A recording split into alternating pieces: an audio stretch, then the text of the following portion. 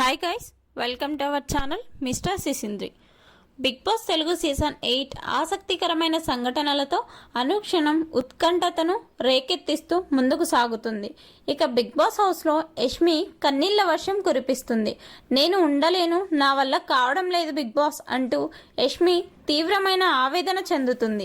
ఇక ఇదిలా ఉంటే అసలు ఏమయ్యింది అంటే, యష్మి చీఫ్ పదవి ఉన్నంత వరకు ఒకలా, చీఫ్ పదవి ఊడిపోయిన తర్వాత మరొకలా కనిపిస్తుంది. అంతకుముందు యష్మిలో గర్వం, నేనే చీఫ్ అన్నట్టుగా ఫీల్ అవుతూ ఇష్టం వచ్చినట్టు ప్రవర్తించింది.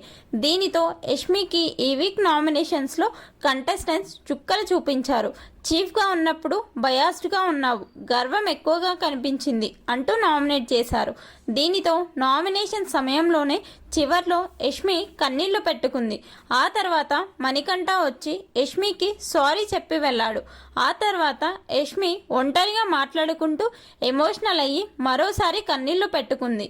నేను ఇక్కడ ఉండలేను బిగ్ బాస్, నా వల్ల కావడం లేదు అంటూ బెడ్పై పడుకొని ఏడుస్తూ ఉంది.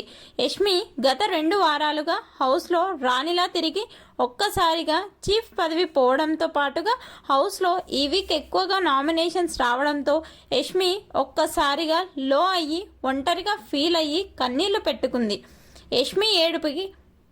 యష్మి ఏడుపుకి ప్రధాన కారణం మణికంఠ, సోనియానే అని చెప్పాలి.